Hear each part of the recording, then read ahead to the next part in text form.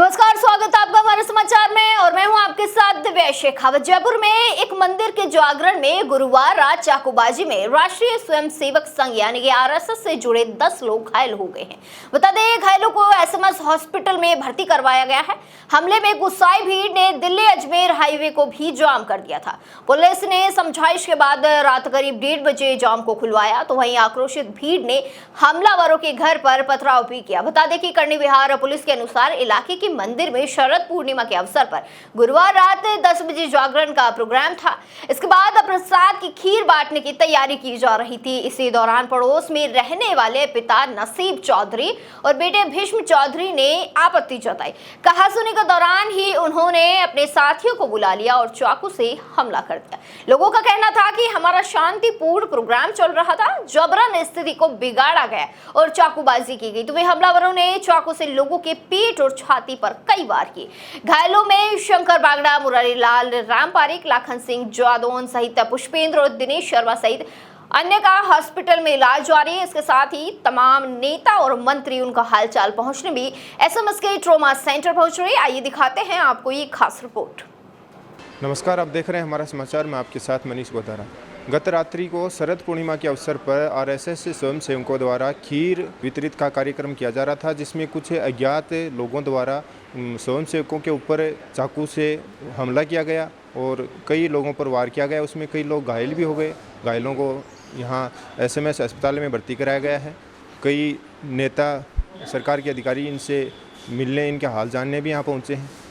अब मौजूद हैं इस वक्त एसएमएस अस्पताल में जो घटना में घायल हुए व्यक्ति हैं, उनसे जानने की कोशिश करेंगे क्या पूरा ये मामला था। शरद पूर्णिमा का कार्यक्रम हम 15 कार्यकर्ता उपस्थित थे और उसमें हनुमान चालीसा और भजन कीर्तन के पाठ हो रहे थे।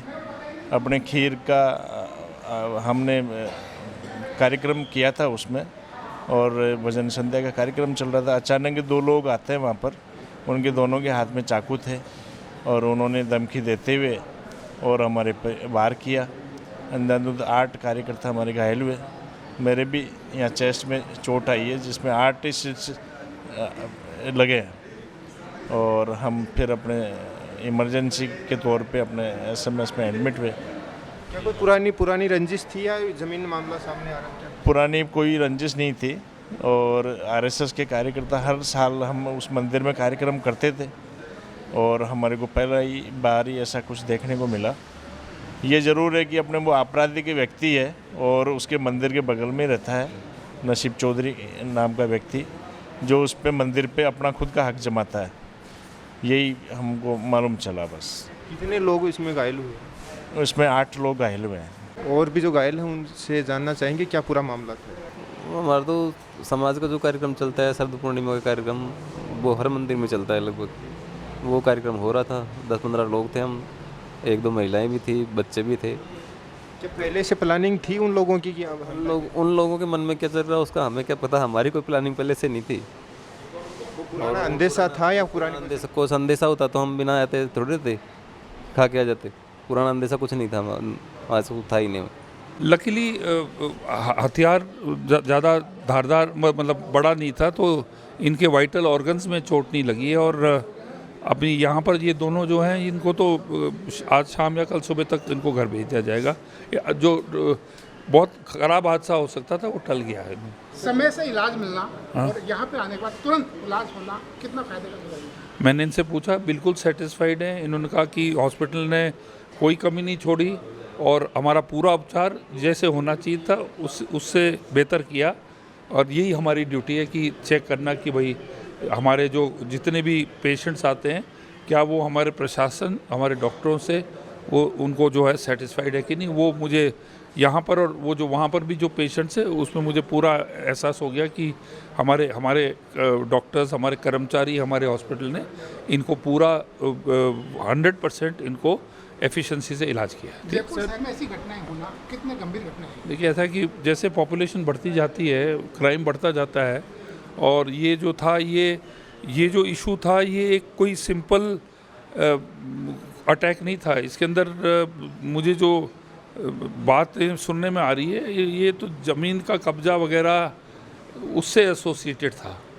उसके लिए सर धार्मिक प्रोग्राम में ऐसे जो पुरानी रंजिश को लेकर ऐसे घटना हो रही है, नहीं, ऐसा नहीं करना चाहिए ना।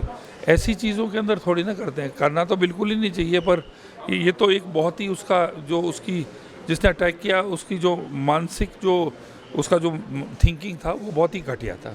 हवामहल विधायक बालमुकुंदाचार्य जी भी यहाँ घायलों का हाल जानने मौजूद हैं, उनसे भी जानने की कोशिश की। सर, धार्मिक प्रोग्राम में निर्तंत्रीय ऐसे हमले हो रहे हैं, क्या कुछ कहना चाहिए? बिल्कुल शोभनीय है, मैं निंदा करता हूँ। और जैसा आपसे पता चला है कि नसीब नाम के कोई नसीब चौधरी नाम से व्यक्ति हैं जो वहाँ ज़मीनें कब्जाने का और कोई मर्डर के केस में भी उस जमानती वारंट पे चल रहा है और अनगिनत कई मामले हैं, भूमाफिया है। उसे आपराधिक किस्म का स्वभाव है। घरों में बोले कई प्रकार के हथियारी अपराधी किस्म के लोग आए जाया करते हैं, जैसा कॉलोनी वाले बता रहे हैं। और उसी प्रवृत्ति वही व्यक्ति रात्रि को ये लोग तो अपना शरद पूर्णिमा का उत्सव मना रहे थे, प्रसाद तैयार कर रहे थे, कीर्तन हनुमान चालीसा चल रही थी। अचानक वो आए और इन्होंने इन पर हमला किया धारदार हथियार से। कई प्रकार के हथियारों के बारे में बता रहे हैं कि किसी ने हाथ में पहन रखा था, किसी के हाथ में भाला टाइप का था, कोई छुरी टाइप की थी। तो इस प्रकार का ये उचित नहीं। अपराधी कोई भी हो, किसी भी जाति धर्म का हो, अपराधी अपराधी है। अपराधियों को सजा होनी चाहिए और दोबारा ऐसी घटना घटनी नहीं चाहिए। ऐसे धार्मिक कार्यक्रमों में ये हमले निरंतर देखने को मिल रहे हैं, इसकी रोकथाम के लिए क्या? देखिए, देवताओं के समय से चला आ रहा है ये। देवताओं के समय में असुरों की और देवताओं के युद्ध चलते थे।